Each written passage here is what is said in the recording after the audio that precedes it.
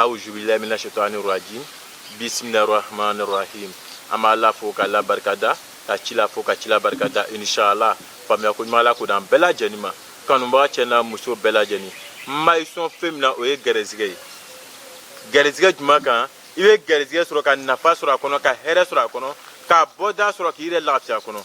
Bena kuma o garezige le ka din kanu ba chena muso bela janima. Video ntina mi kosobe. Mais mekuma yoro muka ayata awitaka korobo ayake na yake ngatina usab mairiti lore na katina sifa fara tv lore na ke atina media shi lore ngabe mo longo le bina kala na chile ba c'était usaje c'était media mo c'est mo le ya jabaru basalla amma Allah le foka la barkada kalo ka foko Allah le bantigi Muhammad chidene ala ya Muhammad bunyana baraka na fa ko soka here chama kambela jeni ngome kuma mika o turoburu fle bani mache ikala che ikala musoye toroburu lili nyini akuru kere nyini ibe toroburu kuru kere nyini ka toroburu lili kuru kere nyini ka toroburu fara kuru kere nyini amake kuru saba ala ni korobo ibe ta ni taibe nike toroburu kuru kere a lili kuru kere a fara kuru kere fanda ambila de ki bo faden sagwela de ki bo baden sagwela de ki yere tay ka fen sura bebe femi la kariye ala kama turoburu kuru kerenyini ala ebe toro fra kuru kerenyini ebe toro lili kuru kerenyini ala wargbe mugu doni ta ke daga duguma turoburu kuru keren do akan toro fra kuru keren do akan toro lili kuru keren do akan iba ke kuru saba nobe chele ka tobi na mona kana nimi ibe continue ka ni ko surun fla tere urun fla nte miya ni yoro kan de nie nike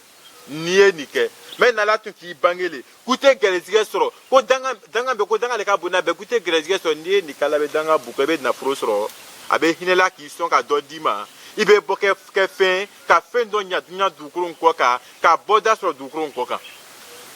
nguma ngo toro buru kuru kere toro fara kuru kere toro lili kuru kere kasani wargba mugu don ta ke daga duma wargba mugu ko don ke daga duma men na macha ka kuru saban ne do ale kan ka tobi na mona to ka ni ko nafro soroli tola men dit ma bange nafro ti ya kala be feno daire duguyan duguro ko kay be feno so ka feno mafuma usaz mairi tigre mafuma suza fara kivide ngo ala be feno ki e duguro ko ka be feno daire be ke feno ka feno so rakono ya jabaru masala ba ki esa famna toro kuru kre a flabru a lili kuru kere a fara kuru kere ka wargbe mu don ke daga duguma menit ma bange fentiya kamala be feno daire ye dunya du kurun ko ka be ke feno me ka yiri fefe dama ka fala fefe dama ngwama alla be feno daire ye kai ma fa usa bari tire ma fa siwa fara tibide ma fa la famille bamade nguma ngalla be feno daire ye du kurun ko ka iba soro ka kire tai ni e toro buru kuru kerenta